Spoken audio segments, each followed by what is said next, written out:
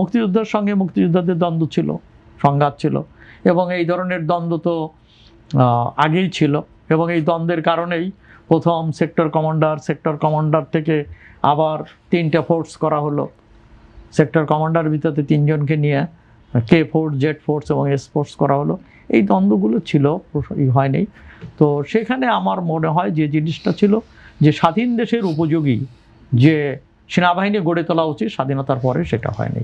এবং স্বাধীন দেশের উপযোগী এবং মুক্তিযোদ্ধাদের নিয়ে যদি একটা বাহিনী গড়ে তোলা হলে এই ধরনের সমস্যাগুলো তৈরি হবে। একবার শেষ পর্যায়ে আপনার কাছে শেষ প্রশ্ন আমার, রাজনীতিবিদ জিয়াউর রহমানকে আপনি কিভাবে দেখেন? তার রাজনীতিবিদ হয়ে ওঠাকে কিভাবে দেখলেন?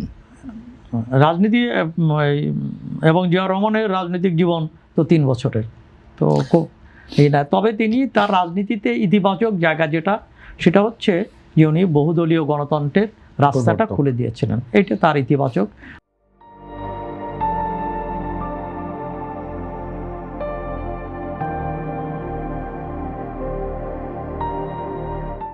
আর একটা হচ্ছে রাজনীতিক হয়ে ওঠা কিংবা পরবর্তীতে জিয়াউর রহমান দেশকে কোন দিকে ধাবিত করতেন, পরিচালনা করতেন, সেগুলো সময়ের ব্যাপার, সময় বলে দিতে পারত। কিন্তু আমরা জিয়াউর রহমানকে, তাকে অকালে জাতি হারিয়েছে, এবং নিশ্চয়ই কোনো মৃত্যুই কাম্য নয়। এটা বাংলাদেশের জন্য দুঃখজনক ঘটনা যে বাংলাদেশে 2জন রাষ্ট্রপতি তারা নির্মমভাবে নিহত হয়েছেন। বঙ্গবন্ধু শেখ মুজিবুর রহমান এবং জিয়াউর রহমান 2জন রাষ্ট্রপতি তারা বিপদগামী সেনা সদস্যদের হাতে নিহত হয়েছেন।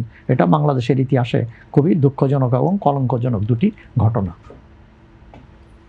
সেই ক্ষেত্রে জিয়াউর রহমানের হাত ধরে মাসুদ আহমেদ তালুকদার বলছেন যে জিয়াউর রহমানের হাত ধরে হচ্ছে দেশে বাকশাল করে আওয়ামী লীগ নিষিদ্ধ করেছিলেন বঙ্গবন্ধু, এবং জিয়াউর রহমান হচ্ছে সেই আওয়ামী লীগকে রাজনীতি দিয়েছেন, যেটা জামাতকেও করেছিলেন।